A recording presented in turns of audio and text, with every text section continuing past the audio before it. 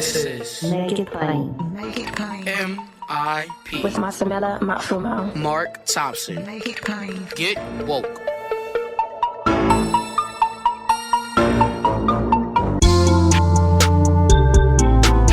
God bless you. Get woke.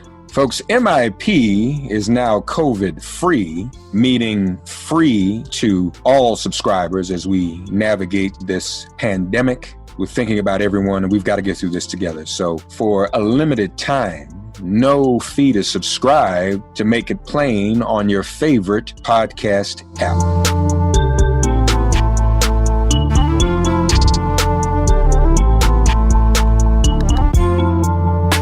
Ladies and gentlemen, very special guest joining us now in this really crisis moment in our country. He just finished organizing and putting on his party's convention, which by any measurable standards, if there are measurable standards in a pandemic, was quite great. And we're going to talk a bit about what's going on with the RNC right now, as well as some of the other crises that we're facing. Chair of the DNC, the Democratic Party, joins us here on Make It Plain, Tom Perez. Tom, how are you this morning, buddy?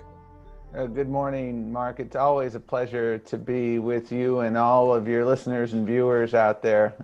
These are challenging times. And it's to watch the alternative reality of the Republican convention is just mind-numbing. We've just crossed 180,000 deaths from coronavirus. Today, another terrible jobs report, over 1 million new claims for unemployment benefits, depression-era unemployment levels. We have the situation in Wisconsin and a president and a Republican convention that just continues to add gasoline to the fire. We have a climate crisis. You see another hurricane coming. You see the fires in California. And, these 4 crises and no plans for any of them.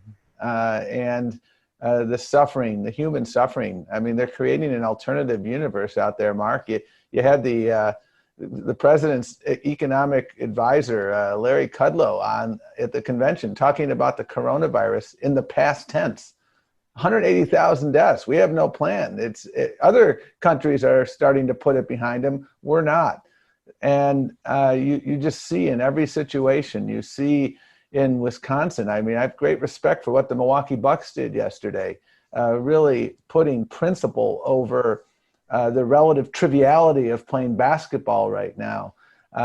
Everybody else around there our convention understood that we had these crises and we had plans for everything. We have a vision for including everyone.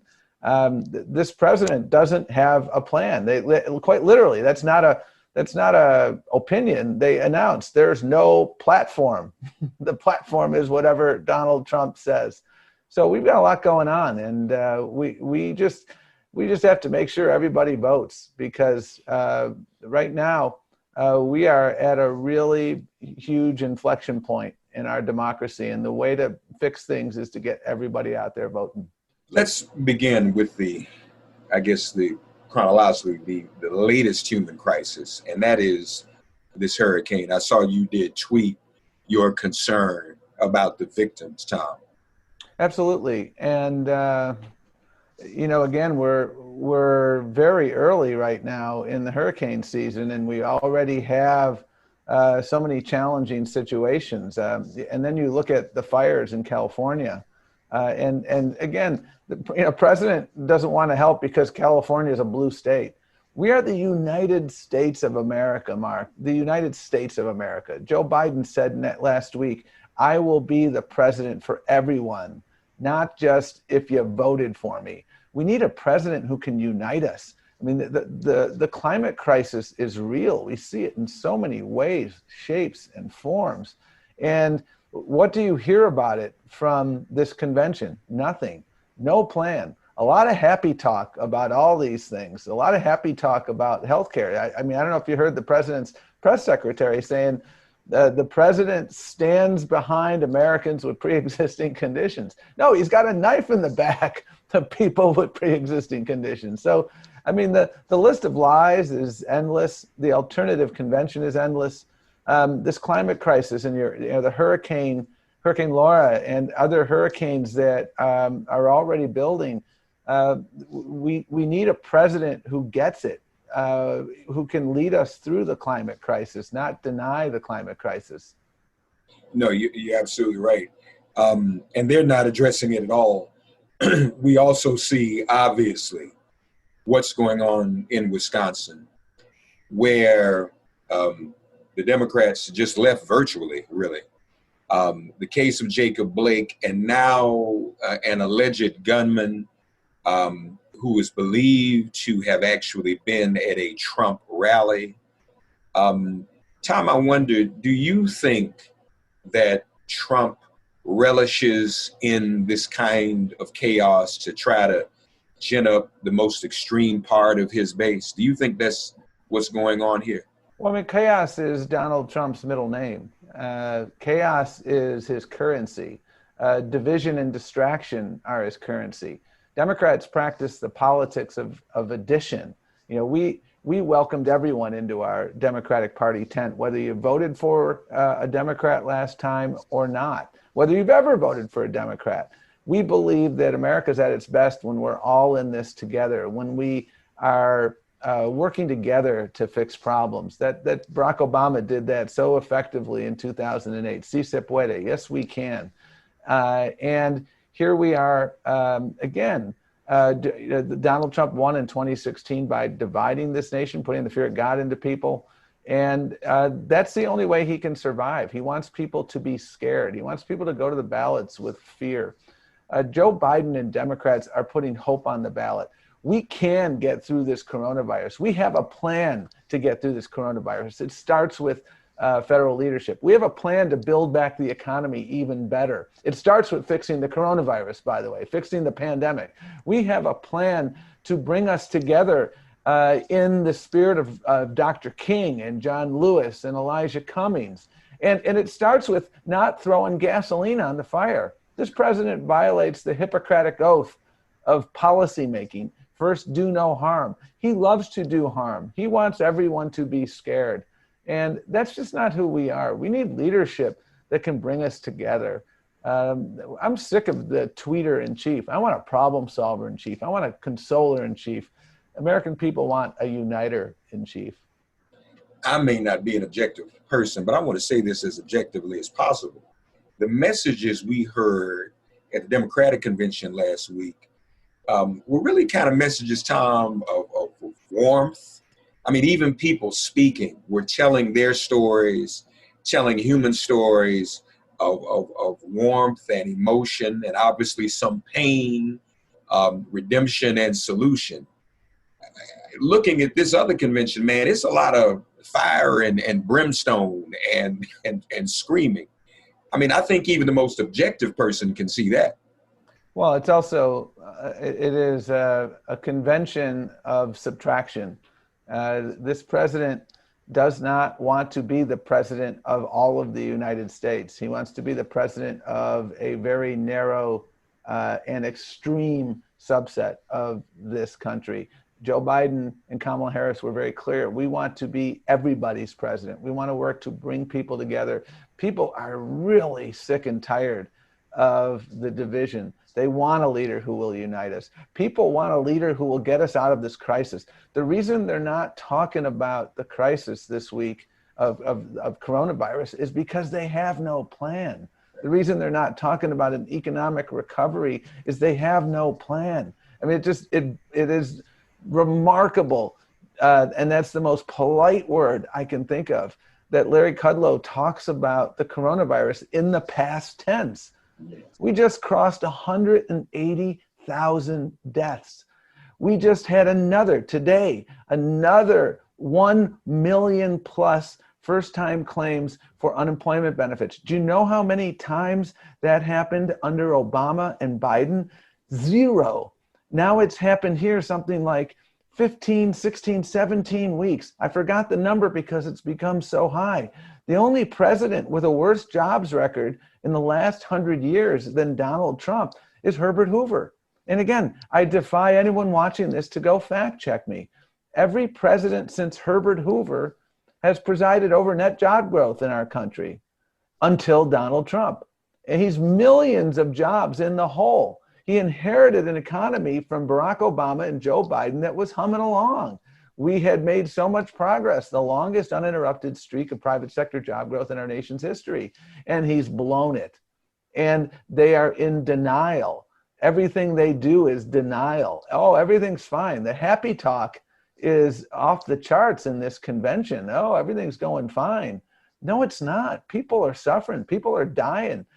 People are dying on the streets. You've got, we don't know all the facts, but what you have said, Mark, about this 17-year-old young man who, is a Trump supporter who comes to and shoots peaceful protesters.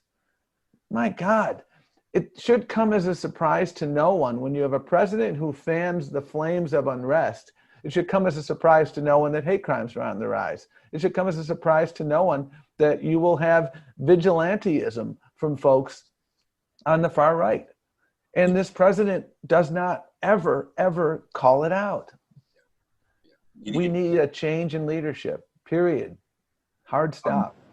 I want to just go back to jobs for a minute. You're a former labor secretary. Tom, it also doesn't seem to me that if somehow miraculously, they said that last night, Joe Biden doesn't think they're miracles, America's a place of miracles, whatever. But if it were to end, I don't see through Trump, Kudlow, anyone else, any qualifications or ability to build the jobs economy back. I just don't see that happening. Even if COVID were to end, that overnight, all of these lost jobs would be restored. You need a plan for something like that too, don't you? And this president has had 3.5 years to implement, for instance, an infrastructure plan. Infrastructure needs in this country are overwhelming, and they present a remarkable set of win-win-win opportunities. Win for workers, creating good middle-class jobs, win for communities where these jobs are created, wins for our environment, because infrastructure investments can enable us to address climate change issues as we build a clean energy infrastructure across this country, building jobs, addressing our environmental needs. What has this administration done in 3.5 years? Nothing on that. Other than turning the clock back on so many issues involving environmental regulation. He is in the pocket of the industry. He's still a climate denier. You can't have a president who solves the climate crisis who is a climate denier. So we know what we're going to get in that. So again, as someone who spent a lot of time on job creation as your labor secretary, this president was handed an economy that was moving in the right direction. The pace of job growth slowed under Donald Trump, notwithstanding what he will tell you. You look at the first 2-3 years under Trump, and you look at the last 2-3 years under Obama, there were more jobs created in the last 2-3 years under Obama than there were in the first 2-3 years of Trump. But he'd have you believe he was the first president in American history to create jobs. And now he is in company with Herbert Hoover. There are something like 4 or 5 million jobs net that have been lost under Donald Trump's watch. And he has no plan to fix it. That's the problem. That's why, folks, I keep coming back to voting, Mark, because we must get everyone out there to vote. Make a plan. Go to iwillvote.com. Wherever you live, wherever you're watching from, if you go to iwillvote.com and type in your name and your zip code, you can get all of your information about where to vote, whether you're registered. If you're not, easy to register. You can just keep clicking on this website and you can get all the information you need. And remember, in just about every state, November 3rd is the last day to vote. It's not the first day to vote. Vote early if you can. Vote in person early if you want. If you want to vote on election day, we're going to work hard to make sure you can do that. But make a plan. And don't start making a plan on November the 2nd because it might be too late. Make a plan today. Yeah. Speaking of a plan, Tom, I'm having anxiety attacks about the Postal Service and mail-in ballots. Can you make me feel any better?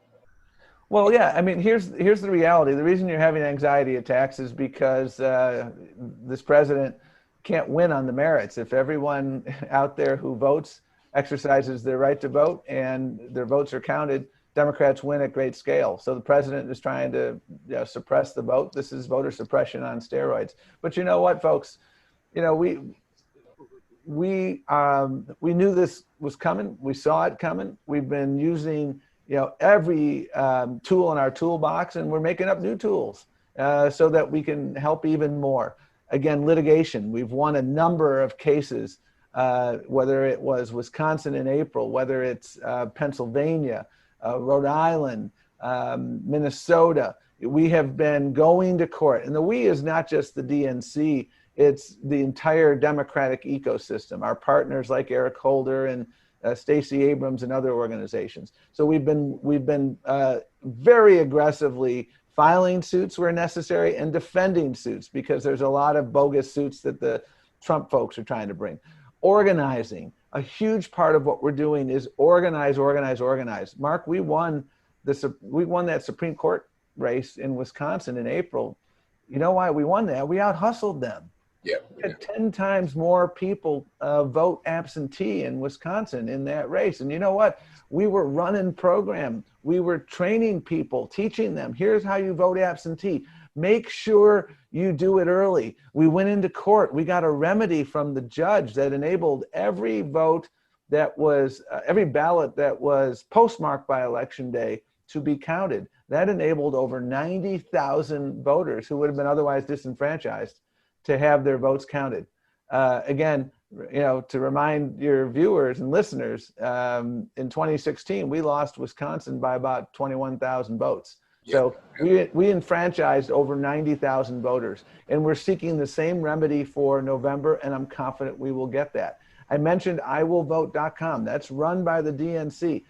We have fortified that. So you can go to that and make sure that you're registered to vote. You can register just by going onto this website. We're working with local authorities and others are doing the same to make sure there are more drop boxes so that you don't have to rely on the Postal Service. And thanks to Speaker Pelosi and others, we are holding the Postal Service accountable, and we will continue to do that. I have great respect for the rank and file, frontline postal workers. They take pride in their work. They've got a leader there who doesn't take any pride in anything other than helping Donald Trump. He's a disgrace. But you know what? We are relentlessly holding them accountable. But it really, one of the best ways to alleviate anxiety, Mark, about vote by mail is to make a plan, to get there early. If you live in, Arizona, voting starts September the 14th. And in North Carolina, I think it's September the 4th. I mean, like you can get out there and do this early. And that's exactly what we're doing. We have a decided vote by mail advantage in places like Florida and Arizona and North Carolina because we've been hustling, we've been organizing, we've been educating, and we're going to continue to do that. You're going to hear me relentlessly say, make a plan to vote. And I'm going to say it tomorrow when I see you at the rally in Washington, D.C. Make a plan to vote and do it soon because our democracy depends on it. Tom will be joining us tomorrow at the March on Washington, tomorrow, August 28th, the anniversary of the Great March on Washington and the 65th anniversary of the martyrdom of Emmett Till. That was Black Lives Matter, even though it wasn't called that, but that sparked the modern civil rights movement, of course. And here in this very week, we have Jacob Blake. But before I ask you something else about Wisconsin, though, Tom, let me run one other thing by you. The Trump is targeting Black men with the help of his social media minions, be they Russian robots, trolls, or regular trolls, what have you. They're trying to target African American men through a myriad of ugly ways. What message would you give to African American men, to Black men, as to why it's important to support the Biden-Harris ticket? Our lives depend on it. Our jobs depend on it. Our livelihoods and racial justice depends on it. Donald Trump promised, he asked the question 4 years ago, Mark, you'll remember this. He asked the question to African Americans, not just African American men, but African American voters. He did it in Detroit, he did it in Flint, he did it in North Carolina and elsewhere. What do you have to lose? Well, here we are 4 years later. We know the answer to that question.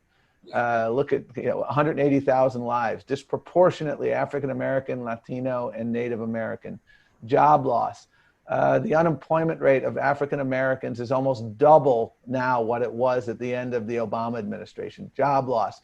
You should see look at the budget request of this president and the zeroing out of programs that have been designed to help minority communities. So he is specifically zeroing out these programs that have been a lifeline for small business owners of color.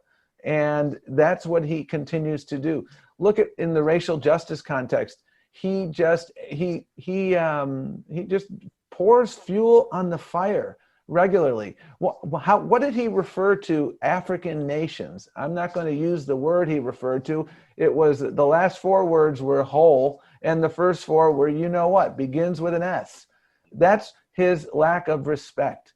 And that is why we must move forward. And Joe Biden has a very aggressive plan to build back better and to build back through a racial equity lens, because this pandemic has laid bare racial and ethnic health disparities. It's laid bare the wide gulf between the haves and the have-nots.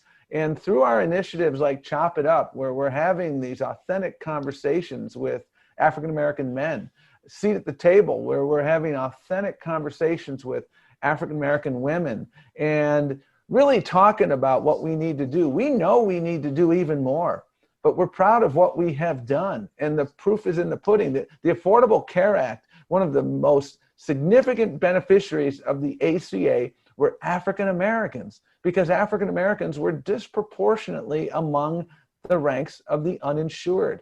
And this is a president who wants to do away with the ACA.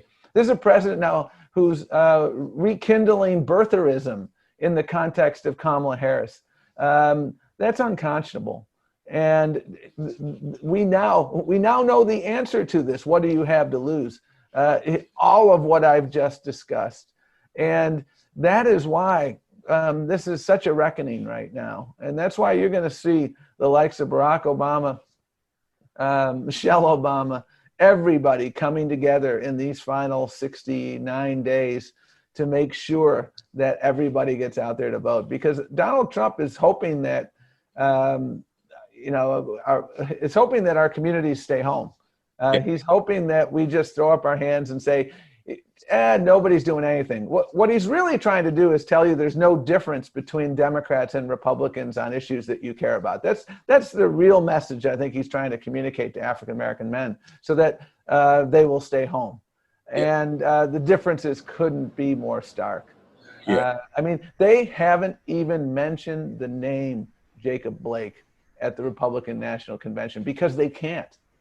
It would his base, his far right base, would have a conniption if he expressed any sort of empathy for Jacob Blake or Breonna Taylor, George Floyd, or Emmett Till. And as John Lewis said, Emmett Till was my George Floyd. He was my Breonna Taylor. What are we going to do about this now? We got to get out there and vote. And I've been so inspired, Mark, when I went to peaceful protests here in DC. I was so inspired by young African-American leaders, men and women alike, who understood we're making the connection between the injustices of today and the need to vote. They were understanding what John Lewis said, which is that the right to vote is the most important nonviolent tool we have to form a more perfect union. So I hope folks will get out there, and I hope folks will remember what Donald Trump said to them in 2016, and remember the losses that the African-American community has endured, and the positive vision, the inclusive vision of Joe Biden. He will have a cabinet that looks like America.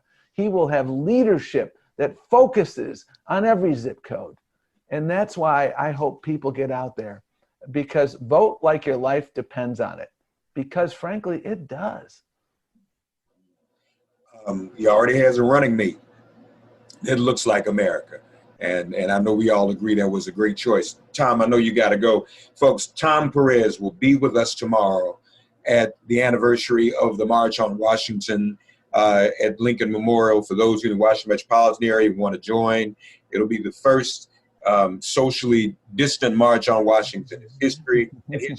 We'll provide masks and gloves. If you don't have them, we'll be doing temperature checks. Want to mention Tom, too, was Assistant Attorney General for Civil Rights. So he knows a lot about these kinds of cases. We need that George Floyd police reform legislation to get through. All Mitch McConnell wants to do is confirm judges. It's already passed the House. So there's a lot more that needs to be done. Tom, thank you so much. I know we're sports fans. Never, I guess you agree with me, never thought we see the day when the NBA and MLB and even Major League Soccer has done what it's done in the past 24 hours. But I'm sure you'd agree it's an historic moment. I texted my friends in Milwaukee Bucks leadership because we worked with them on the convention. They were really important partners. We were going to have the convention in the Fiserv Forum, the home of the Milwaukee Bucks. I texted them this morning to say, never been prouder of you. And athletes leading like this is so critically important moving forward. Tom Perez, folks, the chair of the Democratic Party, the DNC. Tom, thank you so much, man. Okay, and we'll see you tomorrow on the Mall. I look forward to seeing you and so many others tomorrow as we march for justice. Amen. Thank you, Tom. Take care. Take care. God, you are our refuge. Send our ancestors to guard our doors. Cast out this virus from our communities and our bodies. Heal, bless, and protect everyone listening and their loved ones. Thank you for listening to Make It Plain and Get Woke. Remember to listen, like, and subscribe on Apple Podcasts, Spotify, and wherever you get your podcasts. If all minds are clear, it has been made plain.